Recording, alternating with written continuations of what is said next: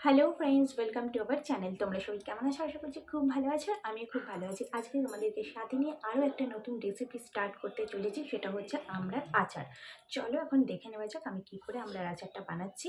চলো, first time বানাচ্ছি, আবার কেমন হবে জানি না। খুব ভয় হয় তোমাদের সঙ্গে ফার্স্ট টাইমে রেসিপিগুলো শেয়ার করতে আসি, আর আনন্দও লাগে, খুব ভালো লাগে। চলো শুরু করা যাক। প্রথমেই দেখো, আমি খোসা ছাড়ানোর আগেই আমড়াগুলোকে খুব ভালো করে এভাবে ধুয়ে নিয়েছি।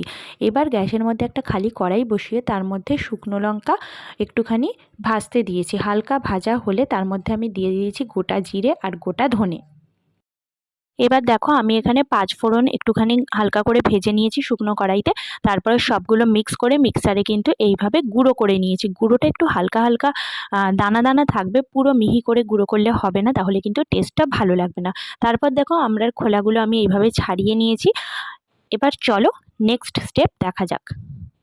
এবার আমড়াগুলোকে আমি 10 থেকে 15 মিনিট এইভাবে জলের মধ্যে ডুবিয়ে রাখবো, যাতে আমড়ার মধ্যে যে কষটা রয়েছে সেটা বেরিয়ে যায়। তারপরে দেখো, আমি আমড়াগুলোকে জল থেকে তুলে এইভাবে একটুখানি ছুরি দিয়ে কেটে কেটে দিচ্ছি, যাতে আমড়ার মধ্যে টক ঝাল মিষ্টি সমস্ত ফ্লেভার ভালোভাবে ঢুকতে পারে। এবারে প্রথমেই আমি আমড়াগুলোর মধ্যে নুন দিয়ে দিলাম, তারপরে দিলাম দেখো হলুদ গুঁড়ো, লঙ্কা গুঁড়ো। এবার আমি ভালোভাবে আমড়াগুলোর মধ্যে এই মশলাগুলোকে মাখিয়ে নেব। এরপরে আমি ওভেনের মধ্যে একটা কড়াই গরম করতে বসিয়ে দিয়েছি। গরম হওয়ার পর এর মধ্যে আমি দিয়ে দিলাম সর্ষের তেল। আচারটা কিন্তু অবশ্যই সর্ষের তেলে করতে হবে, তাহলে আচারের টেস্টটা কিন্তু খুব ভালো হয়। এবারে আমি সেই মশলা মেখে রাখা আমড়াগুলো অল্প অল্প করে তেলের মধ্যে ছেড়ে দিচ্ছি। এবার আমি এগুলোকে ফ্রাই করে নেব। এরপরে আমি এর মধ্যে তেঁতুল গোলা জল অ্যাড করে দিচ্ছি, যাতে একটুখানি টক ভাবটা থাকে। তার সঙ্গে এর মধ্যে আমি অ্যাড করে দিলাম আখের গুড়।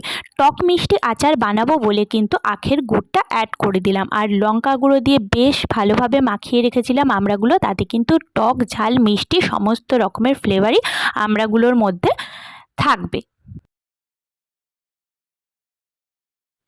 দেখতেই পাচ্ছ, এটা ফুটতে শুরু করেছে আর খুব সুন্দর একটা কালার কিন্তু এর মধ্যে চলে এসেছে।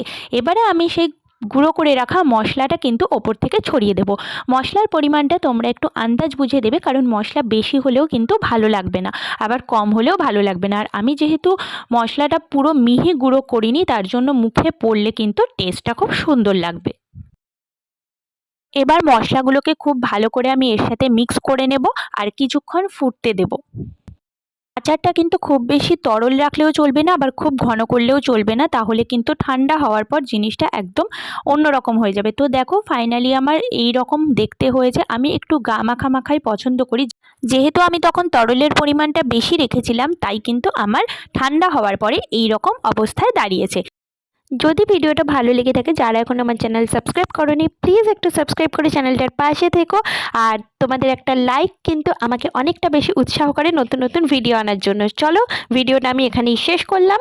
খুব তাড়াতাড়ি নতুন ভিডিও নিয়ে আবারও তোমাদের সঙ্গে দেখা করতে আসছি। ততদিন সবাই ভালো থেকো, সুস্থ থেকো, সাবধানে থেকো। সবাইকে টাটা।